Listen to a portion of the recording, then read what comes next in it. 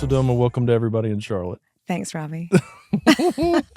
Wonderful to have you here. I love to start with how we know each other and how this transpired, because I think it is kind of an interesting story. Some are not, but ours is fairly interesting. I will say, you have a public face. I do know what you do. I did know what you do. I've seen you around. And then I saw you, and I think I cross you on Facebook or Instagram or those places, and I'll just hit connect to people. And we've connected over there. We've never talked until we ran across each other at Formula One Imports, Jeff Thomas guy. Yes, and I've known Jeff since, the days of the Sunset Club in the early 2000s, right? Early. Love it. Right? Yeah. Back when City Tavern was on East Boulevard and yes, and everybody was hopping between the bars. That is funny. Yes. All right. Well, we're going to get into that.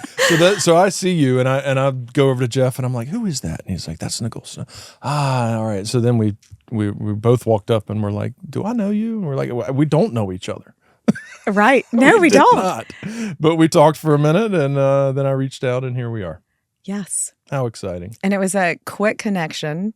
And I had one of my kids with me. Yes, you did. My oldest son, who I... we're doing a little Porsche shopping or something like that. Well, so I like old cars. Yeah. And I have a 66. I grew up with old cars. My dad always had old cars. In fact, I think he still has 5 or 6 old cars. Stud. And so... as a hobby, my dad would take me to auctions to look at classic cars. And so I've had 2 now classic cars. I had a 74 Carmen Ghia that I lost in my divorce. Oh, no. And I love that little car. But sort of as I'm going to be able to get through this, I bought myself a 66 white convertible Stingray Corvette.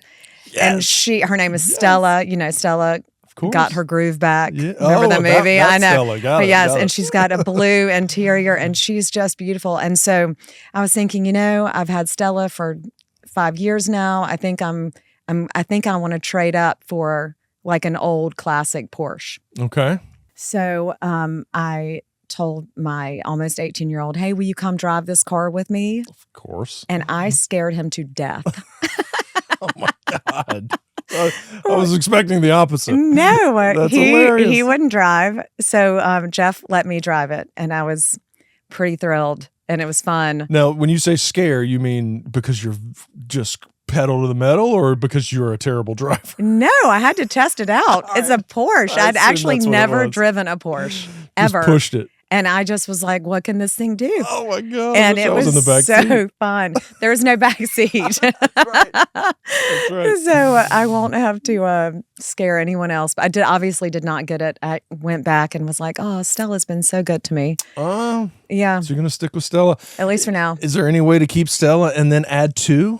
Gosh, I mean, even just having Stella makes me feel a little weird because, I 2 cars. Sure. Well, just following in your father's footsteps, like collectors. Oh, yes. And I mean, Jeff was like, no, get the Porsche as well. And I was like, I don't know. Can't do that. All right. Maybe when all my kids are gone, and in college and I don't know. But it is a fun hobby to like classic cars. I imagine it is. I would love to be fortunate enough to have that hobby. It is. Maybe I'll get there one day. It's pretty fun. That's cool. All right. So where are you from? Originally from Florence, South Carolina. I know I say it like that because I'll say Florence and they'll go there's a Florence, Alabama. That's up Florence, Italy. No, not with this accent.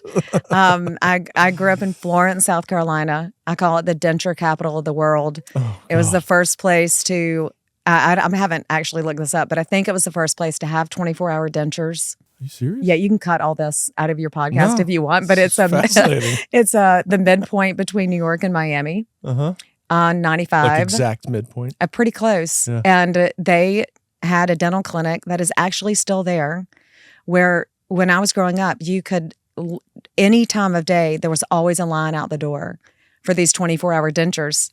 What in the world? I know. And then so a lot of my family actually is in the dental industry.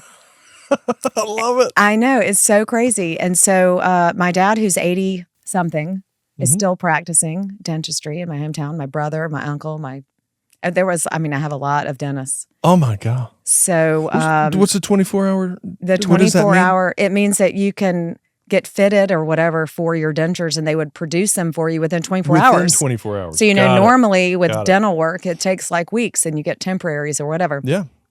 So, little known fact about Florence. So, I don't know for sure, but I think Just it's a tech hub down there. More, Huh? I think it's got more dentists per capita than anywhere else. But that's where I'm from. And I was in a blended family that always felt very normal, never saw myself as a blended family. And I was the youngest of 4 boys. And so when it was my turn to leave, I was 16. I said, I'm going to graduate high school early, and left at 16. And so Where'd you go? I went to Charleston. Did you go to University of Charleston? It was called the College of Charleston. That's what it's called. Right. We will take that out. Yes. The College of Charleston. I just threw it off. Well, it was the College of Knowledge because, I didn't learn much. Right. I said I'm proof, as my oldest is going through the college process. I'm like, I am proof that it doesn't matter where you go to school, what your degree is in. It is really about how ambitious and what you want for yourself that matters. Right. So yeah. College of Charleston. A lot of friends that went there. So you go to Charleston and then law degree. Because I was only 20 when I graduated, so I wasn't exactly sure what I wanted to do. But I was working I sold copiers for a year. And then a little commission-based job there? Yes. And I remember sitting next to this guy who was tall. We all had cubicles. And I'm taking a pause because the gal who started Spanx, Sarah, married to what's his name? Yeah. I need to meet her one day. I'm convinced, because she and I had the same copier sales job. No way. Yes, we both worked for this company called Danka. And I have no pictures to prove it, but I worked for this company called Danka. Danka. I've never met anybody to ever have worked for Danka, and she posted about it. And I'm like, I am going to connect with her and tell her that would be amazing. That we, that they must have done something right. I was in the cubicle, and the guy next to me, he was tall, he had red hair, and I knew we made about the same income, and he had 4 kids, and I was a college graduate. And I was like, wow, I don't think this is where I want to be when I'm a parent. This doesn't feel like where I'm supposed to land. I called home, asked my mom what class I talked most about during college. She told me mass media law. And I loved the idea of, I love journalism. I had a communications degree, which I didn't know what I was going to do with. Yeah. And applied to law school and applied for another job to be a dental sales tech rep. Something. Anyway, I got, yeah. So I got the offer to go to law school and a job in Albany, Georgia on the same day. And I picked law school, went to Birmingham, Alabama. And that's where it all started. 25 years ago, actually. It's my reunion this year. Of law school? Yes. Very cool. 25 years. Holy moly. I love these kinds of stories. It's just fascinating. So did you divorce law? How did that come about? So, I think it was a natural progression for me to end up doing family law. Is that what it's called? Not divorce law? No, divorce. Okay. So I always say it's like I'm a divorce attorney on a bad day, a family law attorney on a good day. It just depends on who you're talking to. So when I went to law school, it was like I was interested in the journalism side and sports and entertainment. That was actually my plan. But when I got out, family law was the most natural thing for me to experience. And it's kind of interesting because when you get out of law school, the area you choose, you might get stuck with it. Because, and so when I got out of law school, I remember I moved to Charlotte, kind of on a whim. I actually wasn't happy about my choice to move to Charlotte. And I remember being and this is what happened. I came to Charlotte to interview for a job and to look for an apartment. I'd narrowed it down to 5 cities. In Charlotte, somebody told me about Strawberry Hill. I go to Strawberry Hill, look at the apartment, then I look at one more place, and then I'm on my way to 277. And this is 25 years ago. I remember it was like it was yesterday.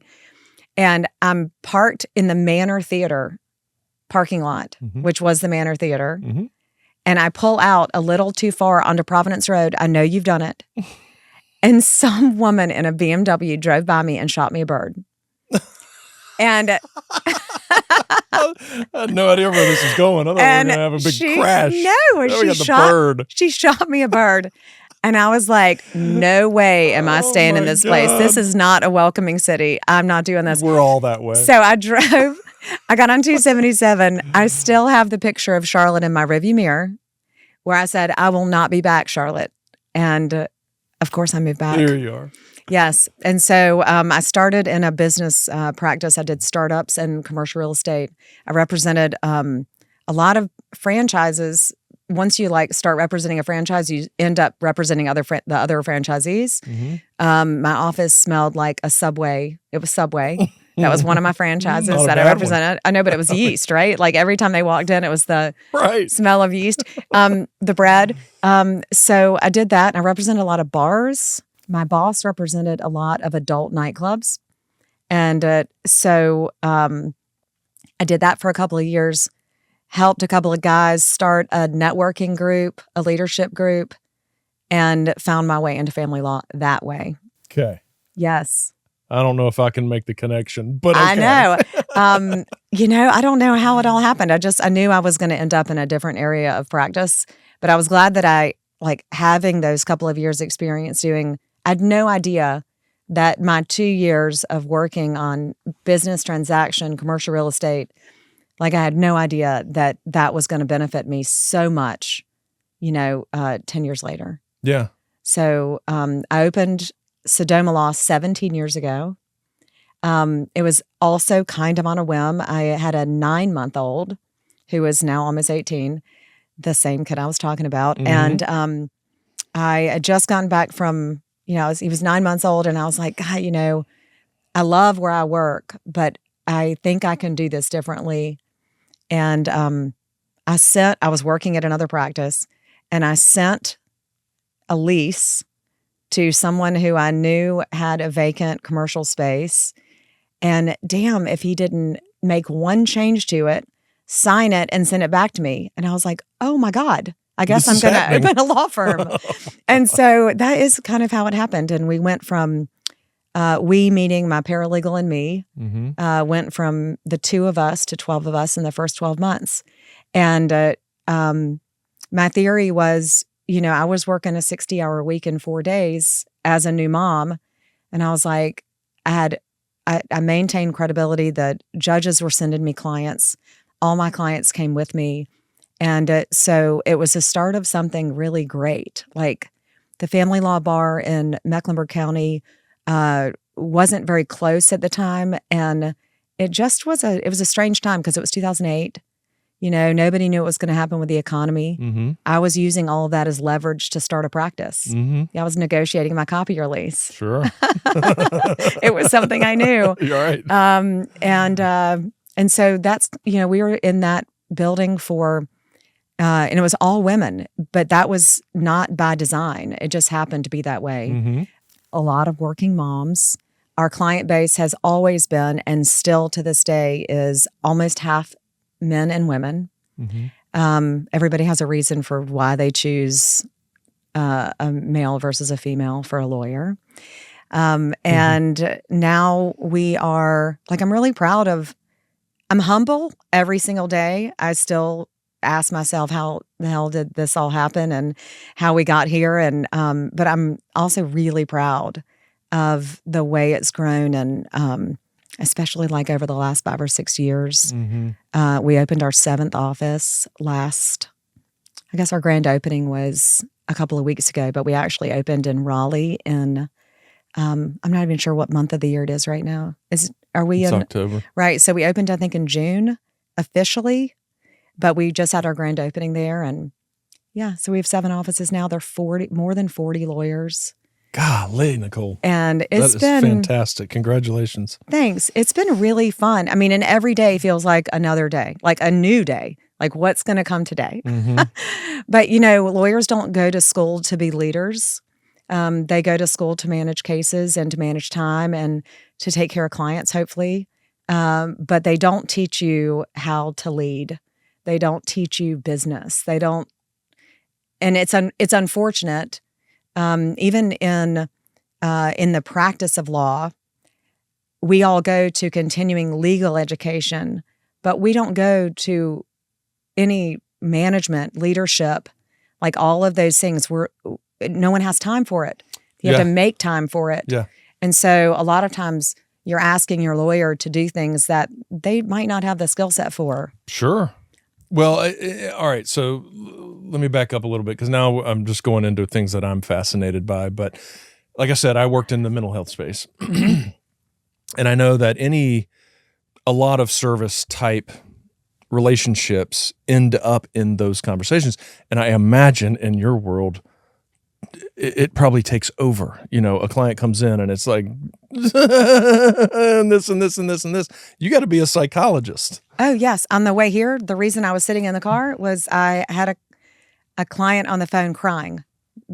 Grown man. It's the first thing you think of. Hadn't seen his daughter. And he just broke down and said if I could go and change anything. He was considering making a transition to work with me. And yeah, it's incredibly emotional. And family law is not right for everybody. And it drives me crazy because most of the time, the family law attorneys that get the crappy reputation or whatever is because they don't I just assume they don't love what they do. You got to really love this area of the law to do it well and still want to do it. Get up every morning and take care of other people's problems. Yeah. Not being their counselor, but making sure they have the skills. So my example, and I don't think I knew this as well as I know it now, but I got divorced. I was the least likely person to get divorced to everyone. No one. I never thought I would get divorced. Yeah. I didn't. In 2019, we separated, and I would say I never saw it as clear then as I did then in that moment. And my example of what a lawyer is not going to teach you that's in the mental health space is by the time you get to the, people call me all the time, including on the way here, right? They say, I have a custody issue and this is what I'm struggling with.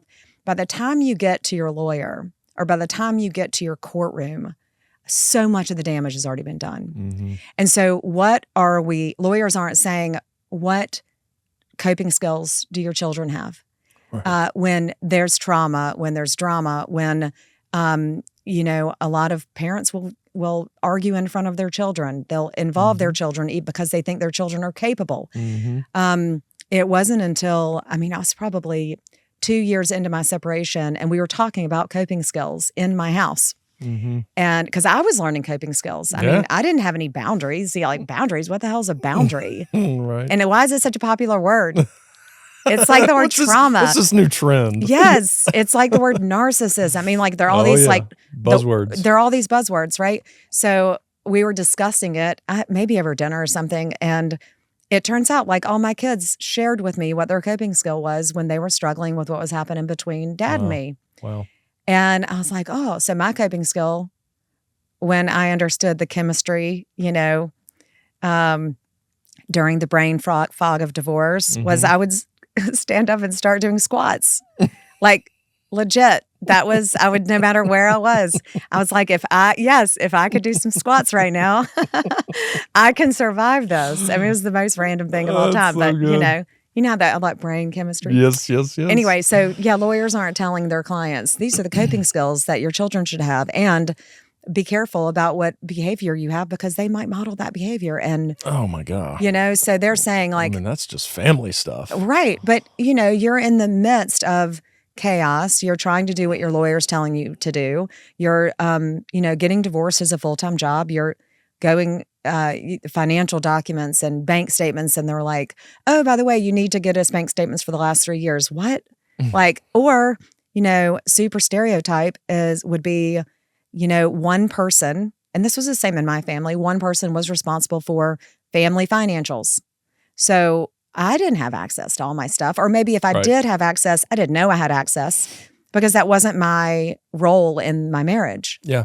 And does that open the door to being manipulated or getting screwed somehow? For some people. Yeah. Well, I mean, of course. There were lots of things. I tell a story in my book that I didn't know what accounts we had at a particular bank. Mm-hmm. And here I am, like running a big law firm, taking care of other people, and I don't even know what accounts I had at the bank, right? So it was just very elaborate for me because I remember thinking, like, if I look the part of an unknowing mom, I don't know, maybe they'll help me. And so I walked in, and I know it sounds like my hair was down. I feel like I looked disheveled in my brain. I don't know what I actually looked like. And I was like, "Hey, my husband is traveling for work and I need to get access to our bank account. I don't have a PIN. I don't have online access. Can you please help me?" And she was like, "Of course. Do you have his social?" I was like, "Yes." And damn if she didn't turn the screen around, and I saw all of our accounts, and I saw that he had moved some money from one of our accounts. Now, whether that was suspicious, we obviously didn't have a lot of trust at the time. Mm-hmm. But I would not have known that in that moment unless I did that. And that's pretty common. Mm-hmm. And that's a lot of stress, and it adds a whole layer of complexity to people that are going through divorce. So it's not uncommon to circle back to not think about, "Oh, I need to teach my kids coping skills." And what are my coping skills? Because you are usually knee deep in the unknowing, Mm-hmm. the what don't I know? What can I trust or not trust? And when you get to that point, usually one person is ahead of you.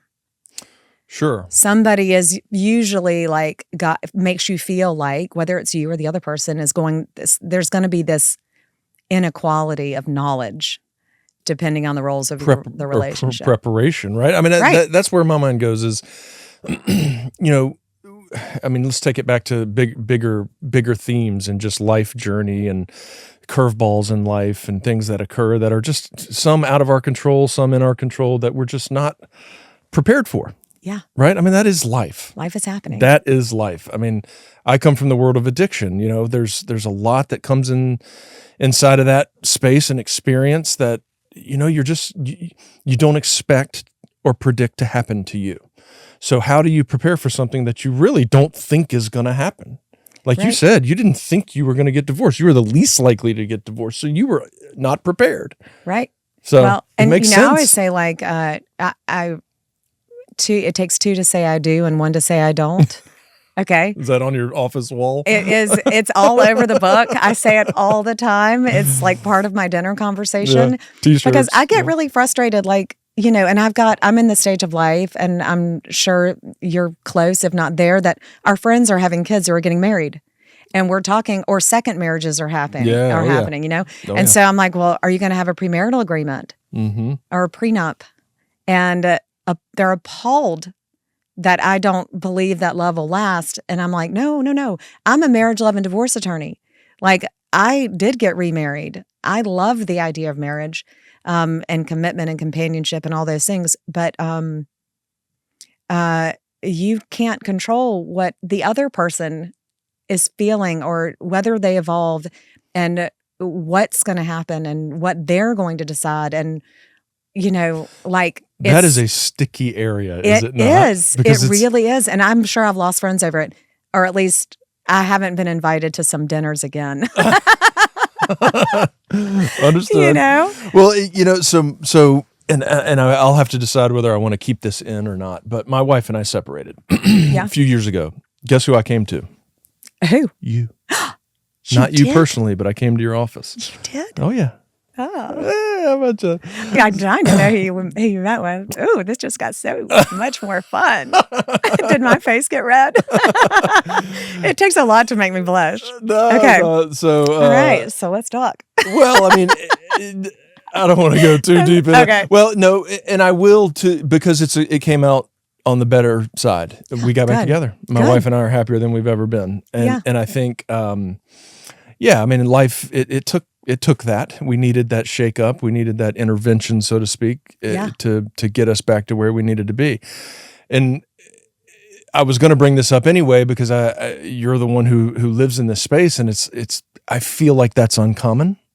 Yeah. I feel like more people than not because we were getting a divorce. I mean, we told my daughter. Yeah. It was sad. It was heartbreaking. It was hard. It was all the things that you would imagine it is. And then some things occurred in life that I describe as shattering the walls of ego. Because it was ego. Yeah. We were not unhappy. We had a couple things happen that stirred it up and made us, made her not trust me. I mean, just, things happened and our egos got in the way because it was like, fuck you. I'm not working on this and because you're not working on it and I'm not going to, and it was just all that dumb stuff. Dumb in the moment. It seems very real and realistic, but ultimately it led to just some walls being broken down and us thinking, well, this can be worked on. This can be worked through. I want to work on it. I want to work through it. And then we did. Yeah. It takes both of you to want that though. And, I have put couples back together because, I do think that sometimes people think that divorce is an easy way out, a crutch. They let some distraction get in their way. But, I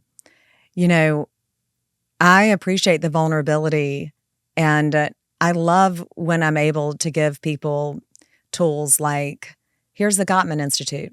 Like, here's a therapist here. This is a great marriage counselor. Go back and try. Yeah. But I don't want you to go into it, not being smart. I want you to go into it realizing that it's going to take both of you to get there. One of my ideas when I separated was that I wanted to do a postnuptial agreement. And a postnuptial is in the event I think we were talking about separating or something, like in the event we can't work this out, I just want to know that this is what it would look like on the other side because because we saw money differently, in my opinion. I felt like we saw money differently and it would come into the conversation. And I wanted to just focus on us and our kids.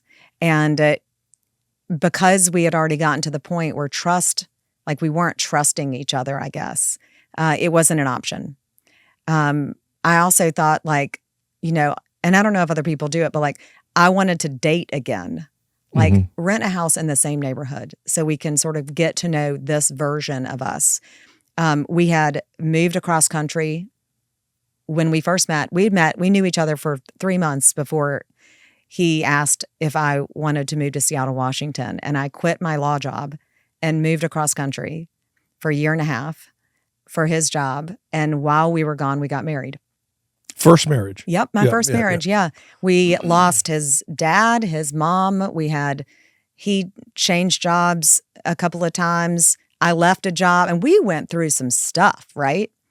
But at some point, you change. You both change. Oh yeah. And if you aren't changing and talking about it, if you don't have those communication skills, if one person is already shut down and isn't willing to be able to understand and appreciate that evolution, the worst thing you can do is give ultimatums, I've learned so many lessons and my advice that I give is so different now, post 2019, than it was for the 20 years prior. And that was part of the reason that I wrote the book was because I spent, almost 20 years. I did that other practice for a couple and then I moved into family law. I spent all of that time talking to clients. I mean, think about the thousands of consults that I've had in 20 years, right? And litigating and mediation and all the things. And it was like my clients were never telling me They weren't telling me all the things. They were telling me the things that they thought I needed to hear in order to and put the things their they wanted you to hear. right. And I was telling them the things I needed them to hear to put them in the best position. So even though I would say, okay, give it all to me. So like my super simple example was, I went to watch one of my kids play on, it was a game. And I remember going on the field and I have 3 dogs now, but I had 2 at the time. I took one of my dogs with me to the field. I go to the end of the field to watch him play. And at the end of the game, he leaves with his dad and his dad's, it was his girlfriend and her parents. And I'm watching my kid walk away with another family. And one of my boys turned around and he was afraid to stand too close to me. So he was just saying, "I love you, Mom. I love you, Mom." And like, it still makes me tear up because it was like devastating. And I went and sat in the car and bawled and was like, I need to figure this out in a different way. No one had ever communicated to me what it was like to be on a field and watch your kid walk away with another family. Oh, nobody gave me the tools. And so it really prompted me writing a book about all the things that I didn't know and all the things that I wish I would have been able to better prepare my clients for. Yeah. Because that's not the stuff they're talking about. We're talking about, dividing assets and whether somebody can afford to pay certain bills or parenting schedules and, support and life beyond. Thank you for sharing that. Oh my gosh, I teared up. Well, you about pulled one out of me too. I don't think I've ever teared up. I very much never teared up. I've never teared up in my life. I'm sorry. No, no, that is phenomenal. That's the real stuff. And honestly, I listen to that and and of course I find ways to relate in the different areas that I work in. But there's so many ways there's so many things in life that you really just can't prepare for. Right. You can logistically, but you can't for that heart. Everything you just felt right there, that's you can have somebody teach you all day long on how to prepare for that exact event, and it's still going to punch you in the gut. Well, then you have to decide, like, yeah, it did. And it obviously, it's still pretty painful. But then you have to stop and say, okay, this decision has been made, or am I undoing this decision? I don't know if that was even what I don't know what I thought that day.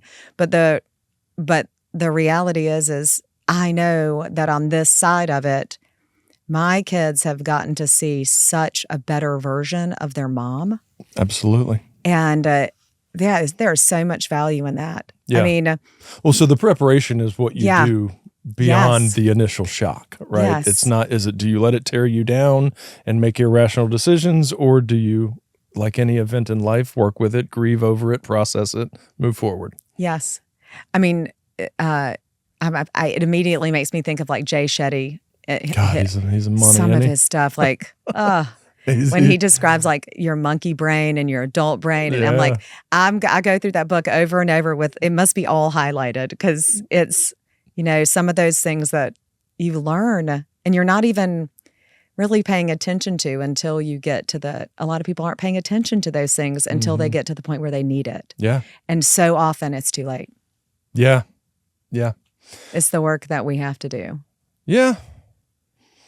Man, we could talk about that for so long. We'll have to cut it. Because it's just so good. It's such a life. It's the old wisdom, wise one trying to, prepare the young one for what's to come. And it's just like, can you really? You can, and of course, and we try and we want to, and it's like, here's what I went through. I'd like to help you avoid going through what I went through, but I had to go through that. Yeah. And no matter what anybody told me, it wasn't going to affect how I went through it. I needed to go through that and learn it internally. Right. And I think that's just so much of life. And anyway, yeah. Well, and I think that's why I get so frustrated when we talk about premarital agreements, or we talk about the fact that your partner could come home and decide they don't want to be with you anymore, and how unprepared people are. Right. So like if you are planning on getting married, or you're in a marriage and you're not doing this work with your partner or on your own, Like, why are you setting yourself up for even the opportunity? Yeah. We work on everything else in life. If we're in sports, we're practicing, we're listening to our coaches. If we're at work, we're taking continuing education, or we're listening to our bosses who are teaching us how to do our jobs, and we're learning our skills. But like, we get settled in relationships and we stop doing the work. And then we wonder why somebody wants out or why it's broken. I mean, you know, I can even think about, like, from a faith perspective, like, there are all these things, and then there's so much judgment. Oh my God. Oh gosh. I mean, I just remember, like, I was sitting in the bleachers right after I separated, and I was listening to these moms who I really respected and liked, but they were talking about this place where all the divorced people live. And I was like, damn, ladies. No. It could be you. Oh, Like, and it likely is, you know, or will be. I mean, like, they have just these perfect marriages. Yes, but you know. I got to tell a quick story. Go ahead. All right. So, and it's so funny because I thought about this morning, and this is so left field, but we're going to do it anyway. There is a video out there on Instagram or whatever of, it's this British guy, and the video, and it's just totally comedic, but it starts with, like, you know, some gymnast who's just ripped, and it's just showing him sweat and grind and work and grind. And then it, you know, transitions to the competition, and she does her thing, and she, like, trips and falls and busts her ass or something like that. She totally messes up. And this big, like, fat dude laying on a couch with food on his belly goes, "Ha, what a fucking loser." I mean, just, you know, these judgments come from people that are just like, really, guy, you know. Brene Brown has that whole part in her book about, you know, I'll butcher how she describes it, but it's like the cheap seats in the arena. It's really good. Yeah, like, it's brutal up there. Yeah. Don't listen to the people who have the cheap seats in the arena. They're not at it. Yeah. So, yeah, the judgment and it's really rough. Yeah. It's part of it. Oh, I mean, we could make a case for the whole world being that way right now. Just the amount of people that sit back and just have something to say about everything and everybody else. Yeah. Well, I mean, I think we should. I mean, the name of the book was "Please Don't Say You're Sorry," because I got really exhausted with people telling me that they were like, you know, that's what you say. It's like a death, right? I'm separated. I'm divorced. Whatever. Oh, I'm so sorry. Please don't tell me that. Like all it does is it makes me feel worse about myself, right? Or worse about the scenario, or guilt for my children. Like, I'm going through all these emotions, and so I was like, we could come up with other things. We're gonna start this new trend of the things we're going to tell people when they're, you know, in a hard spot, or maybe they're not even in a hard spot. Maybe they're really happy about, you know, this new life they get to have. And you're saying, I'm so sorry. And you're saying, and I said, we should take the word divorce, we call it unmarried, you know, like, I can't imagine people saying like, oh, I'm so sorry that you're unmarried. Isn't that so much better? I'm so sorry that you decided to live a much happier life. I'm so sorry. You know, okay. So, yes, we're going to come up with new words. We use new words all the time. Love it. Yeah. So, and it's funny, people I don't know I'll meet people that I've never met before, and they will tell me they're sorry for anything, whatever it is. It has nothing to do with relationships. And they'll go, oh, I forgot. You don't say I'm sorry. Like, no, I mean, it's not always not appropriate, but okay. Funny. So, yes. All right. So let's wrap. Okay. We could have done this for a lot longer, because I have a feeling you and I have interesting ways of looking at things and could continue this conversation. But in the spirit of time, let's talk about your book really quickly and just kind of put it out there for anybody that might be interested in digging further into your perspective of life and relationships and family. Well, like I said, I wrote the book right after I separated. It was very, I don't even know what the word is. It helped me to write it. Cathartic, yeah. It helped me write it. It helped me get through what I was going through, as much as I understand it helps other people. I get random emails like, hey, page 48 really spoke to me. And I have to go back and look and see what page 48 is. Oh yeah, that was brilliant. Yeah, that was so good. Or that was really funny because I have to put humor in everything. Mm-hmm. But I divided it into 3 parts. The first part is marriage, and then separation and divorce. There's so, I always think of like the space between each of those areas, because so much happens in those periods, and how you respond to all of those triggers, all of those things that are happening in life is so important. So from the understanding marriage and why you're getting in, and what your expectations are, and what your communication skills are, and how they're going to match with your partners. And at the end of each section, and I go through the same thing at separation, the same thing at divorce, because they are very different points. At the end of each section, I ask some questions. I was at a dinner table in South Charlotte, and a woman told me that they were workshopping my book in her club. And so I then sort of did an offshoot. I think it was around 23 or 4. I did a workbook to go with it. So it's been great. It's been great to hear that the feedback has been really strong.